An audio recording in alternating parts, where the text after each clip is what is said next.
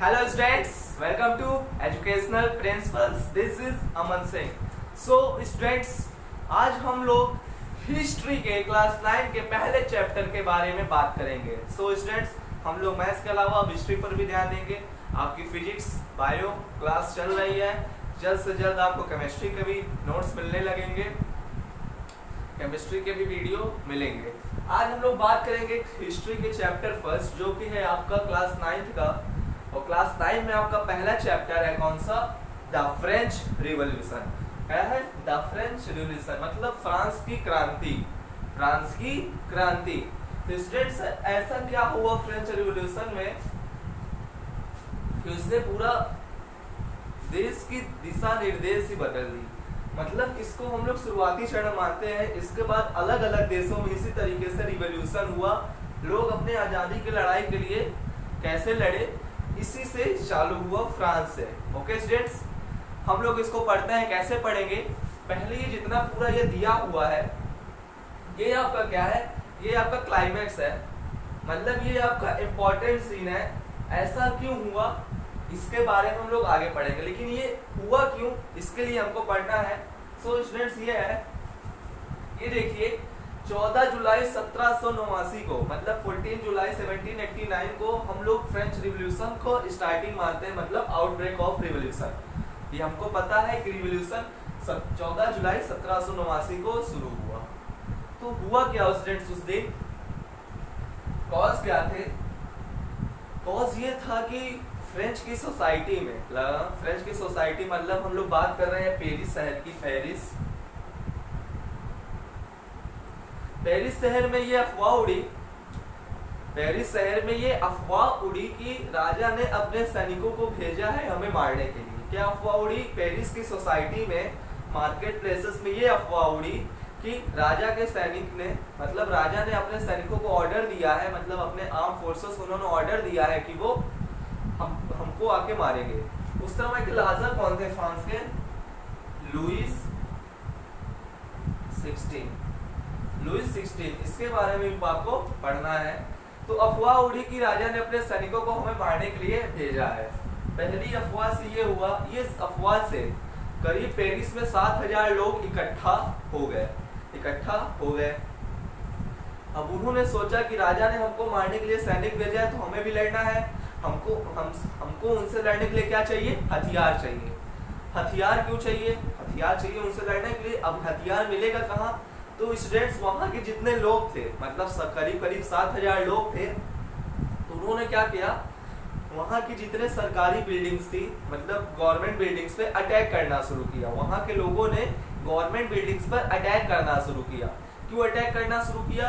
Attack इसलिए करना शुरू किया क्योंकि उनको लगता था ये सरकारी दफ्तर है, सरकारी ऑफिस है, तो हमको यहाँ हथियार मिल सकता है. हथियार क्यों मिलेगा? क्योंकि हमको आर्म फोर्स से लड़ना है, क्योंकि वो हमें मारने आ रहे हैं. ऐसी अफवाह उनके दिमाग में चल रही थी. लेकिन ऐसा ये कुछ है नहीं, बल्कि राजा ने अपने किसी कारण के लिए आर्म फोर्सेस को शहर में उतारा था. उनका कोई ये दिशा, मतलब कोई उनका उद्देश्य ये नहीं था कि वो लोगों को मरवाने के लिए ही आर्म फोर्स भेज रहे हैं. लेकिन लोगों में ये अफवाह फैल गई कि राजा ने हमको मारने के लिए सेना को भेजा है, सो हमको अपनी रक्षा खुद करनी है. और रक्षा करने के लिए हमको क्या चाहिए? हमको हथियार चाहिए. वो हथियार कहाँ मिलेगा?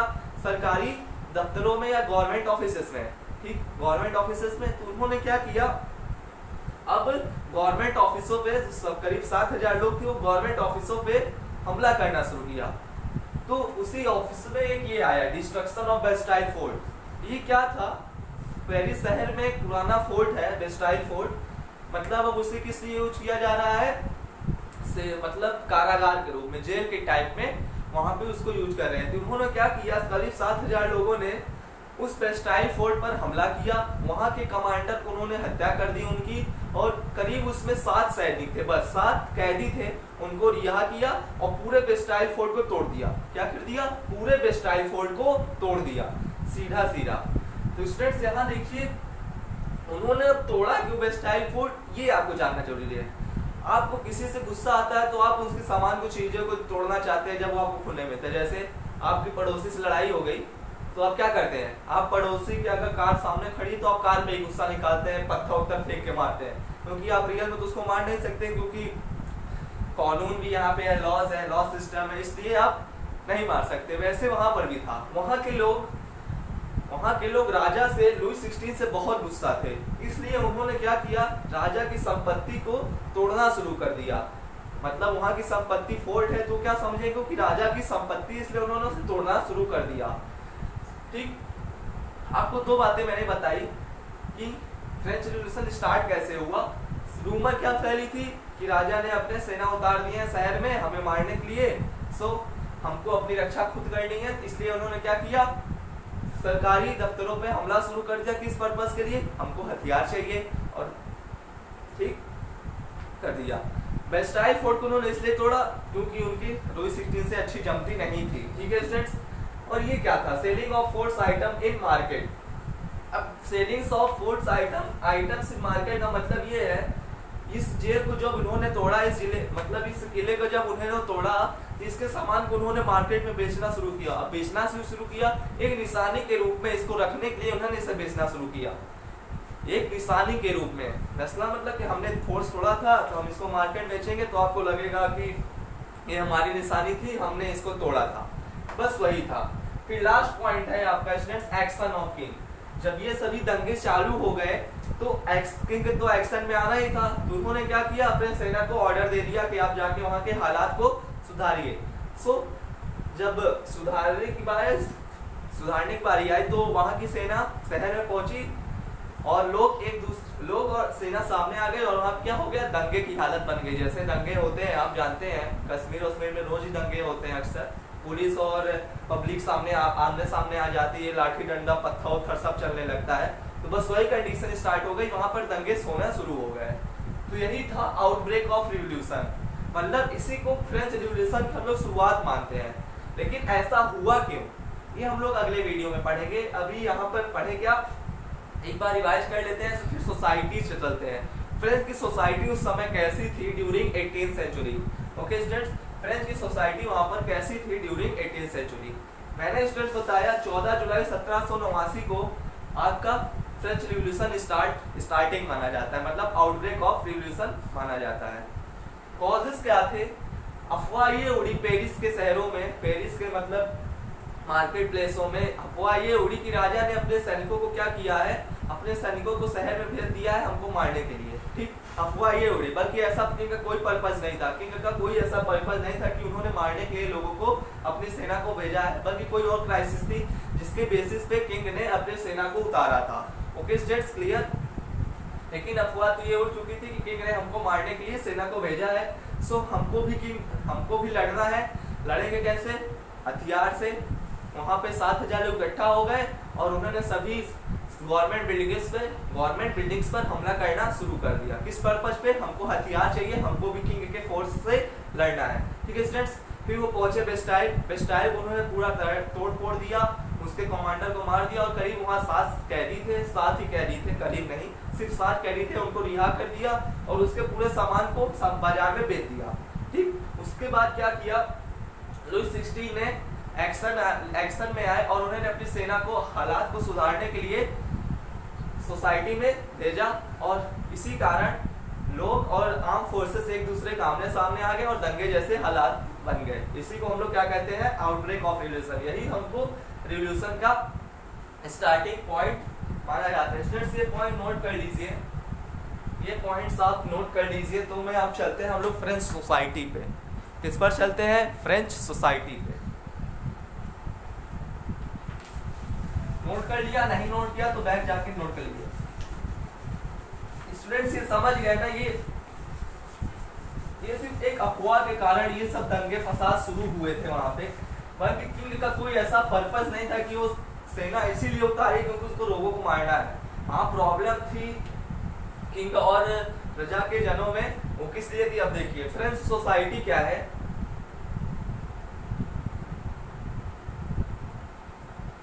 फ्रेंच सोसाइटी 3 भागों में बांटी गई थी। कैसा, पहला भाग था स्टूडेंट्स आपका क्लर्जी,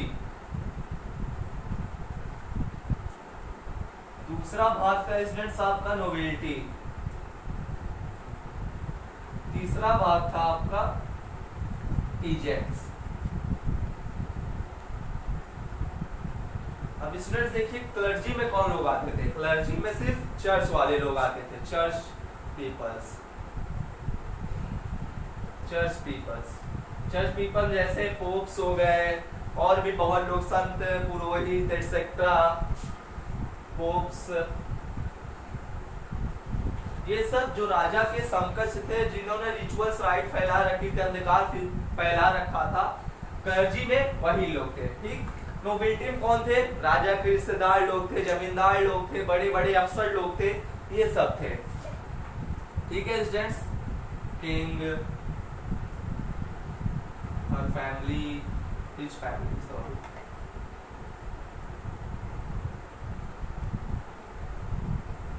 और पीजेंट्स में कौन थे, पीजेंट्स में थे फार्मर्स, ट्रेडर्स एटसेट्रा, जो छोटे मोटे काम करते थे। स्टूडेंट देखिए फ्रेंच सोसाइटी तीन टर्म में क्यों बांटी गई, क्योंकि वहां पर उस समय लुई 16 का राज था और वो थोड़े अय्याश टाइप के राजा थे। तो क्लर्जी, नोबिलिटी, पीजेंट्स, ये तीन सोसाइटी थी।